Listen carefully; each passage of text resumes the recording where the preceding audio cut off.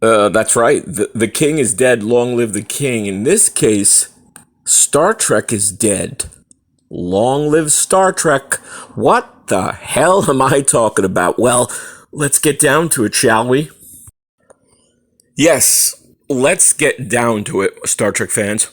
Trekkers, Trekkies, no matter what you want to call yourself. I mean, look, I've been watching Star Trek since I was 4 years old. 4 years old. I put that fact in my book, Star Trek Sex. And so I bring it up because I don't care what you call me, a Star Trek fan, a Trekker, a Trekkie. It's all good. It's great. So, but we've been watching then as a collective group, as a fan group, for now 58 years. The original series, the animated series. Many people forget about the animated series. I certainly don't. Incredible show. Gene Roddenberry shepherded. Most of the cast came back. Walter Koenig, Chekhov did not, but he wrote, I think, 2 episodes, I believe. So we've been watching Trek for 58 years. Went into the animated series, of course, then the feature films in the 80s, 79, motion picture, the first one, and then the 1980s into 90s, and then, of course, in 1987, Star Trek The Next Generation. A milestone. Star Trek Next Generation is a milestone for Star Trek, but it's also a milestone for Hollywood, for television. It was one of the first, certainly probably the best drama or 1 hour show, fiction, a drama or science fiction in this case, in syndication. And when I remind people or inform them of that, they're pretty, surprised. Wheel of Fortune, like Inside Edition. So talk shows, game shows, that was the sort of, range of syndicated shows. So Star Trek The Next Generation, premiering in 1987, was different. It was this shocking thing. I remember I read about it in one of the local newspapers. I'm in the New York City area. And I was like, wow, this is coming. I didn't have much faith in it. I've said it before. I looked at the, publicity photos with Patrick Stewart, and I was like, ooh, what a weird, and they show the Enterprise, what a weird squash ship. I'm like, it looks all flattened, and it's weird and stretched, and he's like a Jean-Luc Picard. He's a French guy, but he's being played by a Brit. I was like, I was just really skeptical and figured, maybe a season or so.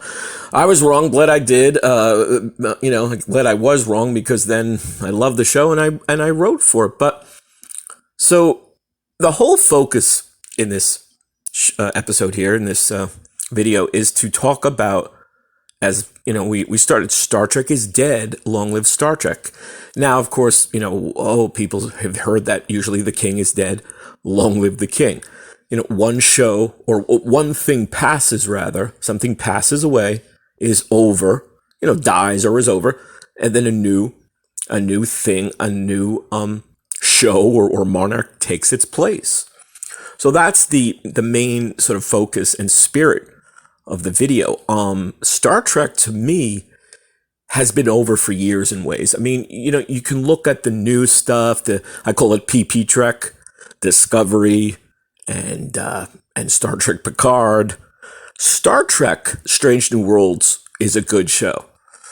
My favorite element and character is Carol Kane as the engineer. I love her. So, but for the most part, for me, I think Star Trek has run its course. It had its time. And so it's essentially over, dead, past. It doesn't mean we can't retain and go back to the glory, reclaim the glory. It's possible. I still haven't seen it yet. And even the most sort of, fervent and passionate defenders of this Paramount Plus, of this PP Trek, have to admit that it's just not wowing everyone like it used to.